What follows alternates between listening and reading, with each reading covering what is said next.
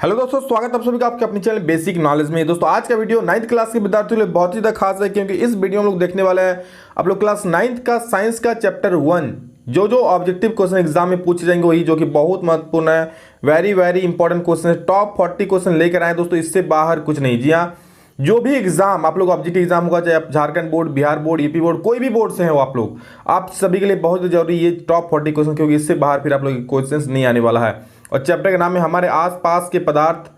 ठीक है, चलिए शुरू करते हैं इस चैप्टर को, देखते हैं क्या क्या इसमें क्वेश्चन है। और दोस्तों इसमें बताएंगे, और जो क्वेश्चन तो आपको समझाएंगे, साथ में उससे रिलेटेड क्या क्या क्वेश्चन आएगा वो चीज़ भी आप लोग बताएंगे। तो वीडियो को पूरा देखिएगा, थोड़ा भी स्किप नहीं किया। चैनल पर जो विद्यार्थी नए हैं प्लीज सब्सक्राइब कर लीजिए, ताकि इस तरह की वीडियो आप लोग देख पाएं, तैयारी अच्छे से कर पाएं। और इंस्टाग्राम में आप तक मुझसे नहीं जुड़े तो डिस्क्रिप्शन में उसका भी लिंक दिया है, वहां से भी आप लोग जाकर मुझसे जुड़ सकते हैं। चलिए इस वीडियो को शुरू करते हैं। तो दोस्तों पहले देखिए क्या है, निम्न में से कौन पदार्थ है। पहला सवाल है कि कौन सा पदार्थ है। 4 ऑप्शन है, गंध, स्नेह, वायु, घृणा। तो देखिए सबसे पहले समझ लीजिए कि पदार्थ क्या होता है। पदार्थ मतलब क्या, जो स्थान घेरता है। ठीक है, जो स्थान घेरता है, जिसका कुछ ना कुछ वजन होता है। तो इसमें देखिए क्या, गंध स्थान घेरता है क्या, स्नेह है, वायु है और घृणा है। ठीक है, इसमें बोला है कौन पदार्थ है, तो इसमें स्थान कौन घेर रहा है, तो भैया वायु जो है वो स्थान घेरता है। वायु में ऑक्सीजन है, कार्बन डाइऑक्साइड, ये सारा चीज। तो ये जो है दोस्तों ये स्थान घेर रहा है, मतलब ये पदार्थ है। बाकी गंध पदार्थ है, ना स्नेह पदार्थ है, ना घृणा, ये सब क्या है, ये तो पदार्थ है ही नहीं। ठीक है, ये तो महसूस करने वाली चीजें हैं। चलिए बहुत बढ़िया, अगला सवाल देखिए, निम्न में कौन पदार्थ नहीं है। देख के बोल सकते हैं कौन पदार्थ नहीं है। जल, भोजन, हवा की स्नेह। तो बोलिए सर ये जो स्नेह है, प्यारा सा स्नेह, स्नेह मतलब प्यार, वही जो होता है, बहुत किसी के लिए बहुत स्नेह होगा आपको। ठीक है, आपके प्रति भी किसी को स्नेह होगा, तो ये स्नेह पदार्थ नहीं होता, ये तो महसूस करने वाली चीज़ है, फीलिंग। ठीक है, तो ये भी पदार्थ है, ये भी पदार्थ है, ये भी पदार्थ है, बट ये पदार्थ नहीं है, तो इसलिए ये सही आंसर हो जाएगा, कौन ये पदार्थ नहीं है। नेक्स्ट क्वेश्चन, गैस का द्रव में परिवर्तन कहलाता है। जब कोई गैस द्रव में बन जाता है, द्रव बन जाता है, तो क्या बोलते हैं उसको। ठीक है, उसको गैसीकरण बोलता है, ऊर्ध्वपातन बोलता है, संघनन बोलता है कि जमना बोलता है। देखिए कोई गैस है और गैस से अगर द्रव में बदल जा रहा है, ठीक है, गैस से अगर द्रव में बदल जा रहा है तो उसको बोलते हैं हम लोग संघनन। ठीक है, याद रखिएगा। ऊर्ध्वपातन मतलब क्या होता है, ऊर्ध्वपातन मतलब दोस्तों जब कोई वस्तु ठोस है, जैसे कपूर, ठोस से डायरेक्ट गैस में बदल गया तो बोलते हैं इसको क्या, ऊर्ध्वपातन। जैसे मान लीजिए कपूर रखा हुआ है या फिर नेपथोलिन की गोली रखा हुआ है, देखिएगा आप लोग कुछ देर बाद या 1-2 दिन बाद वहां से गायब हो जाएगा। अरे गायब कहाँ से हो गया, गायब कहाँ से हो गया, तो इसका मतलब वो क्या बन गया, वो गैस बन गया। ठीक है, वो गायब हो जाता है बिना द्रव में परिवर्तित हुए, उसी को बोलते हैं ऊर्ध्वपातन। और जमना मतलब क्या, जो जम जाता है, बर्फ हो जाता है, तो इसका सही उत्तर संघनन हो जाएगा। याद रखिएगा, इससे एक सवाल फिक्स आप लोग एग्जाम में, निम्न में किसका घनत्व सबसे अधिक होता है, ठोस का, द्रव का, गैस का कि प्लाज्मा का। ठीक है, तो याद रखिए ठोस का घनत्व दोस्तों सबसे ज्यादा होता है, उससे कम होता है द्रव का, उससे भी कम होता है गैस का, और सबसे कम होता है प्लाज्मा का। ये दोस्तों घनत्व का ई है। ठीक है, किस अवस्था में अणुओं की ऊर्जा अधिकतम होती है। तो याद रखिए दोस्तों, ठोस अवस्था में अणुओं की ऊर्जा मतलब क्या, अणु इधर उधर पूरा तेज घूमेगा, इधर इधर घूमते रहेगा। ठीक है, तो अणु सबसे ज्यादा किस में घूमता है, जो गैस है, क्योंकि वायु देखिए हर वक्त इधर उधर घूम ही रहा है। ठोस क्या है, एक लकड़ी का टुकड़ा खड़ा है, पड़ा हुआ है ना। द्रव भी एक इस जगह पर स्थित है, लेकिन क्या गैस इधर उधर बह रहा है, पूरा गैस बह रहा है। पानी का उससे थोड़ा ज्यादा होता है, ठोस का कम होता है। देखिए क्या, गैस का सबसे ज्यादा, द्रव का उससे कम, और ठोस का एकदम कम।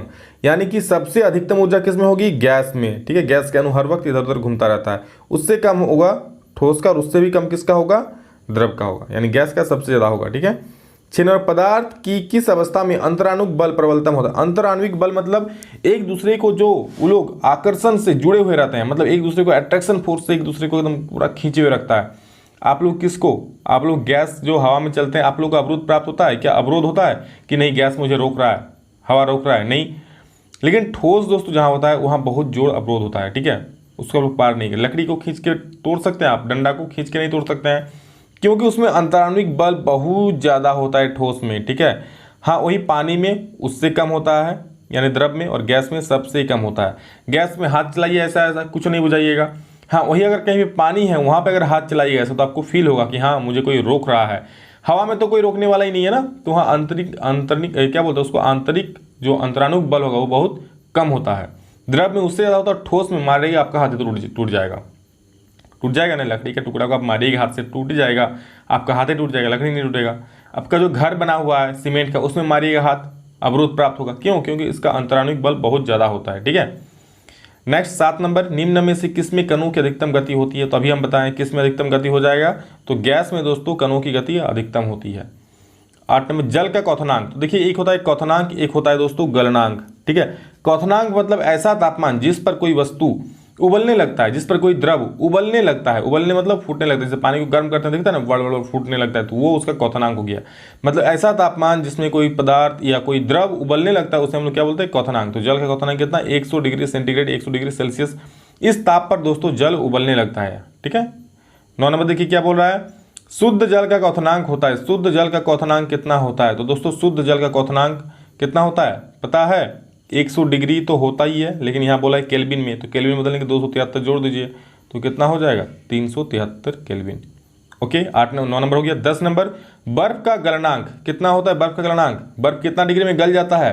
पानी कितना डिग्री में बन जाता है पानी? बर्फ तो सभी जानते हैं 0 डिग्री में बर्फ क्या हो जाता है, पानी बन जाता है। बर्फ का गलनांक कितना हो गया, 0 डिग्री। तो गलनांक वही होता है जिस ताप पर कोई वस्तु गल जाता है, तो 0 डिग्री पर भैया पानी गल जाएगा। आप जैसे हवा में निकालिएगा, हवा में तो 0 डिग्री से बहुत ज़्यादा है तो गल जाएगा।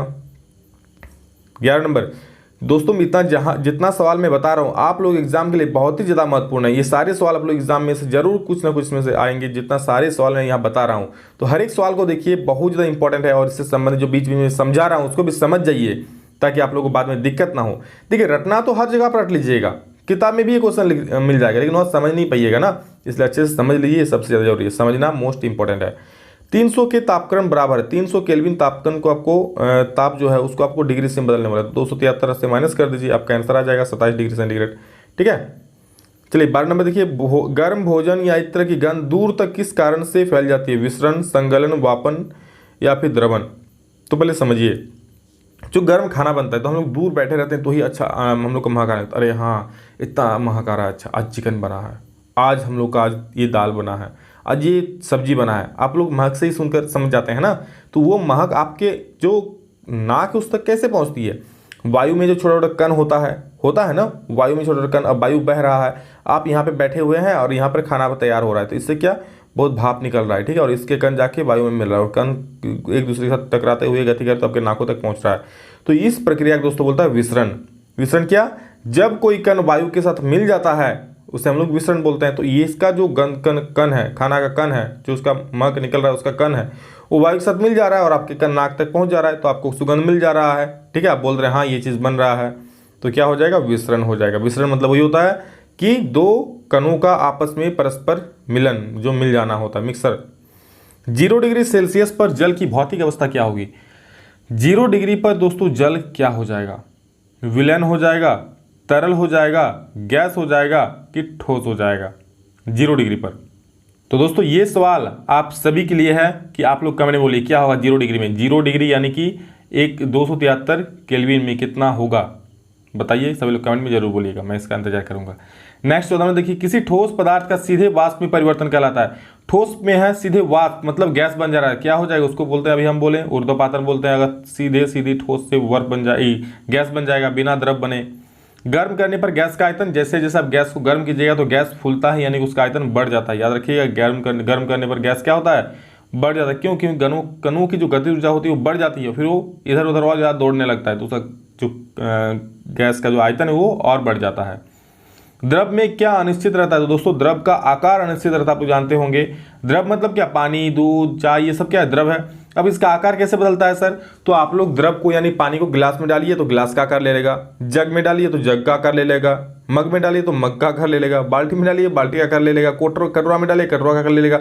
मतलब उसका आकार कोई फिक्स नहीं है, ठीक है। लेकिन हाँ, कोई लकड़ी का टुकड़ा है, उसका आकार को आप बाल्टी में डालिए तो बाल्टी का आकार ले लेगा क्या? नहीं ले पाएगा, ठीक है। इसको आप लोग मग में डालिए मग का कर लेगा, नहीं ले पाएगा। इसलिए लेकिन हाँ, क्या द्रव जो है वो ले लेता है, जिसमें डालिएगा उसका आकार लेता है। मतलब इसका जो आकार रहता है वो रहता है क्या, अनिश्चित, ठीक है, आकार अनिश्चित रहता है।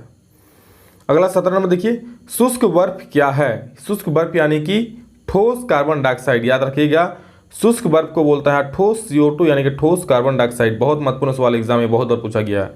नेक्स्ट क्वेश्चन 18 नंबर देखिए क्या बोल रहा है, मिश्रण किसमें सबसे अच्छा होता है? ठोस में, द्रव में, गैस में कि इनमें से कोई नहीं? दोस्तों इसमें आप लोग देख लीजिए ना, तो पूरा चैप्टर में आपको कुछ पढ़ने का जरूरत नहीं पड़ेगा, ठीक, क्योंकि इससे सारे इंपॉर्टेंट टॉपिक्स से सवाल लाया गया है एक करके, और इंपॉर्टेंट क्वेश्चंस है। देखिए विसरण सबसे अच्छा किसमें होता है, अभी मैंने बताया कि जो कण वायु में मिल जाता है अच्छी तरह से, फिर हमें आंखों तक नाक तक पहुंचता है तो उसे ही विसरण बोलते हैं। तो ठोस में तो कण तो मिलेगा नहीं आसानी से, द्रव में चलिए मिल जाएगा लेकिन उतना अच्छा से नहीं, लेकिन हाँ गैस में पूरा तरह से मिल जाएगा। ठीक है, तो इसमें गैस क्या होता है, विसरण सबसे अच्छा होता है गैस में। Option C is the right answer. Next question 19 number बोल रहा है प्लाज्मा क्या है, तो याद रखिएगा ये दोस्तों क्या है, पदार्थ की चौथी अवस्था। तो सर 3 अवस्था क्या क्या है, तो 3 अवस्था है ठोस, द्रव और गैस। ठोस है, द्रव है और गैस है तीसरा अवस्था, 3 गो हो गया। तो बाकी प्लाज्मा क्या पदार्थ की चौथी अवस्था है। नेक्स्ट क्वेश्चन, पदार्थों के बीच उपस्थित आकर्षण बल को कहते हैं। पदार्थों के बीच जो आकर्षण बल होता है, मैंने अभी कहा कि एक कण दूसरे कण से पूरा टाइटली जुड़ा हुआ होता है, एकदम मतलब छूटता नहीं है ठोस में। आप ठोस को खींच के अलग कर सकते हैं क्या ईंटा को, नहीं ना, तो वो होता है अंतराण्विक बल। ठीक है, क्या अंतराण्विक बल, मतलब जो उसका अणु है उसका आंतरिक बल आंतराण्विक बल हो जाएगा। ओके, 20 का C is the right answer. Next 21 number, किसी द्रव पदार्थ का वाष्पीकरण तेज करने के लिए उसे निम्न में से किस में रखोगे। किसी द्रव पदार्थ को आप लोग वाष्पीकरण में तेज करना चाहते हैं, मतलब वो ज़्यादा जल्दी वाष्प करके उसको उड़ाना चाहते हो, किस में रखिएगा, बोतल में, थाली में, गिलास में कि फ्रिज में। तो दोस्तों थाली में वाष्पीकरण तेज होता है। देखते हैं ना, कोई खाना जो गर्म रहता है तो थाली में दे देता है, उससे वाष्पीकरण जो होता है उसमें तेज हो जाता है, जल्दी जल्दी हवा, उसका गर्म हवा निकलने लगता है तो वाष्पीकरण तेज हो जाता है, जल्दी वो ठंडा हो जाता है। ठीक है, तो किस में रखिएगा, थाली में रखिएगा, तो वाष्पीकरण की क्रिया तेज हो जाएगी। बहुत बढ़िया। अगला सवाल, 25 डिग्री सी तापक्रम बराबर है। बहुत आसान सवाल है, मैंने इससे पहले बताया इसको कैसे आप लोग को चेंज करना है। तो ये सवाल मैं आप लोगों को होमवर्क दे रहा हूँ और एक पहले भी दिया, दोनों के आंसर कमेंट करके आप लोग जरूर बोलिएगा जो यहाँ तक वीडियो देख रहे हैं। और दोस्तों जो पेशेंस से वीडियो को देख रहे हैं, जो समझ रहे हैं, वही एग्जाम में अच्छा कर पाएगा, क्योंकि इससे बहुत सारे क्वेश्चन आप लोग एग्जाम में जरूर देखने को मिलेंगे। और दोस्तों ये जो सीरीज चल रहा है हर एक चैप्टर का मैं लाऊंगा। ठीक है, बस आप लोग सपोर्ट कीजिए और हाँ ज़्यादा से ज़्यादा वीडियो को लाइक कीजिए और अपने दोस्तों को शेयर कीजिए ताकि सबको इसका लाभ मिले। कौन सा पदार्थ ठोस, 23 नंबर देखिए, द्रव और गैस तीनों अवस्था में पाया जाता है। कौन है जो ठोस, द्रव, गैस तीनों पाया जाता है, तो बोल दिया ना, जल। जल सर बर्फ भी होता है और वाष्प बन के उड़ भी जाता है, तो ये तीनों अवस्था में होता है। वाष्प की प्रक्रिया में उत्पन्न होता है, जब वाष्पन हो जाता है तो क्या उत्पन्न होता है, ठंडक। ठीक है, आप लोग, अभी मैंने उदाहरण दिया आप लोगों को, खाना रखा हुआ है थाली में तो वाष्पन की प्रक्रिया होती है, तो क्या धीरे धीरे खाना ठंडा हो जाता है। तो उससे भी आप लोग समझ जाएंगे कि वाष्पन की प्रक्रिया में क्या उत्पन्न होता है, ठंडक उत्पन्न होता है धीरे धीरे, क्योंकि वो हवा में उड़ जाएगा ना, चल जाएगा ना, इसलिए। ठीक है, चलिए 24 नंबर हो गया। 25 नंबर देखिए क्या बोल रहा है, वह ताप जिस पर ठोस द्रव में परिवर्तित होता है कहलाता है। कोई ठोस द्रव में बदल जाता है तो क्या बोलते हैं उसको, क्रांतिक ताप, क्रांतिक बिंदु, क्वथनांक, द्रवनांक। तो इसको बोलते हैं दोस्तों द्रवनांक। गलनांक समझ गए, जिसमें गल जाता है। तो दोस्तों गलनांक और द्रवनांक एक ही चीज़ है। ठीक है, जिसमें कोई ठोस है वो तरल बन जाता है, तो द्रवनांक इसका सही हो जाएगा। नेक्स्ट 26 नंबर, वह ताप जिस पर द्रव उबलने लगता है उसे क्या बोलते हैं, मैंने अभी आप लोग कहा जिसमें उबलेगा उसको क्या बोलते हैं, क्वथनांक। बी नंबर सही। और ऐसे ही क्वेश्चन एग्जाम में पूछ जाएंगे दोस्तों। ठीक है, बर्फ का टुकड़ा जल के सतह पर तैरता है, क्यों तैरता है, क्योंकि बर्फ का घनत्व तो ज़्यादा होता है या बर्फ जल से हल्का होता है। तो दोस्तों आप लोग जानते हैं बर्फ क्या होता है, जल से हल्का होता है, और साथ में सुन लीजिए हल्का तो होता ही है लेकिन बर्फ का घनत्व भी कम होता है। ठीक है, तो डूबने या तैरने का मेन कारण दोस्तों यही है कि किसका घनत्व ज़्यादा है, किसका घनत्व कम है। जिसका घनत्व ज़्यादा है वो पानी में नीचे चल जाएगा, मतलब वो नीचे हो जाएगा, और जिसका घनत्व ज़्यादा है, कम है, वो ऊपर तैरेगा। तो बर्फ का घनत्व पानी से कम होता है, इसलिए पानी के ऊपर बर्फ तैरता रहता है। ठीक है, समझ गए। 28 नंबर, दाब के प्रभाव से पदार्थ के आयतन कम होने की क्रिया को कहते हैं। दाब से मतलब किसी चीज़ को आप लोग दाब रहे हैं। ठीक है, तो यहाँ पर नहीं लिखा गया, इसको यहाँ पर संपीड़ितता होगा। ठीक है,